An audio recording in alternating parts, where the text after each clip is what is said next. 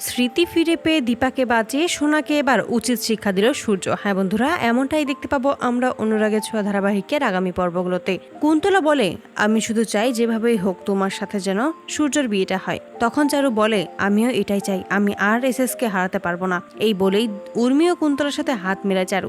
অপরদিকে গায়ে হলুদের পালা আসে। দীপা তখন সূর্যকে হলুদ লাগিয়ে দিলে এসব বলে সূর্য নিজের হাতে হলুদ লাগিয়ে নেয় আর বলে যে আমার এই সমস্ত কাজ পুনরাবৃত্তি হয়েছে তাই না, এই বলে দীপার গালে হলুদ লাগিয়ে দেয়। তখনই সোনা এসে রাগ করতে থাকে। চারু এসে বলে, এসডি তুমি ইচ্ছে করে এমনটা করেছো তাই না? আর মনে করতে থাকে যে কুন্তলা তাকে বলেছিল দীপা সামনে থাকলে কোনোদিনও সূর্যের সাথে তার বিয়েটা হবে না।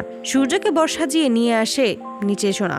অনুজা তখন দীপাকে বলে, দয়া করে এই বিয়েতে আর কোনো ঝামেলা করো না, বিয়েটা সম্পূর্ণভাবে সম্পূর্ণ হতে দাও। ঠিক তখনই কুন্তলা দীপার ফোনে একটা ভিডিও পাঠায় যেখানে উর্মি লাবণ্যকে টেনে হিঁচড়ে বাইরে নিয়ে যাচ্ছে। তখন লাবণ্য উর্মিকে চারদিকেই খুঁজতে থাকে কিন্তু কোথাও খুঁজে পায় না। কুন্তলা তখন মেসেজ করে বলে লাবণ্যকে ধরে নিয়ে গেছে, যদি দীপা লাবণ্যকে বাঁচাতে চায় তাহলে যেন সে গোডাউনে চলে আসে, বেশি সময় নষ্ট করলে কিন্তু লাবণ্যকে হারাতে হবে। তখনই দীপা বলে যে আমি লাবণ্যর কোনো ক্ষতি হতে দেবো না। লাবণ্যকে খুঁজতে খুঁজতে কুন্তলা দেওয়া লোকেশন সে গোডাউনে এসে পৌঁছায়। সেখানেই দীপার জন্য একটা ফাঁদ পেতে রাখে কুন্তলা। দীপা যখনই সামনে এগিয়ে যায় তখনই কুন্তলার লোকজন দীপাকে ধরে ফেলে। অপরদিকে দেখানো হয় যে উর্মি লাবণ্যকে নিয়ে বাড়িতে আসে আর বলে যে এখন এখান থেকে ছুটে যায়, তা না হলে ভাববে আমি তো তোকে কিডন্যাপ করিয়েছি।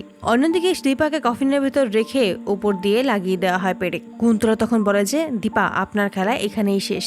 অন্যদিকে রূপা চারদিকে দীপাকে খুঁজতে থাকে কিন্তু কোথাও দীপাকে খুঁজে পায় না।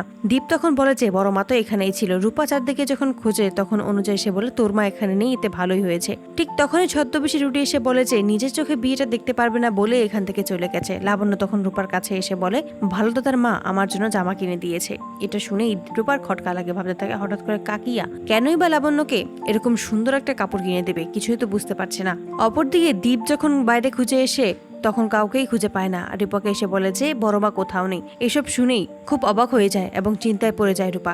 বিয়ের আগে স্মৃতি ফিরে আসে সূর্য। দীপাকে খুঁজতে খুঁজতে অবশেষে দীপাকে খুঁজে পায় এবং দীপাকে উদ্ধার করে সেনগুপ্ত বাড়িতে আনে। সোনা কিছু বলবে তার আগেই সোনাকে উচিত জবাব দিয়ে চুপ করিয়ে দেয় সূর্য। তো বন্ধুরা, তোমরা এটাই তো চাও জন্য এভাবেই স্মৃতি ফিরে পেয়ে দীপাকে বাঁচিয়ে সোনাকে এবার উচিত শিক্ষা দেয় সূর্য? কমেন্টে জানাও।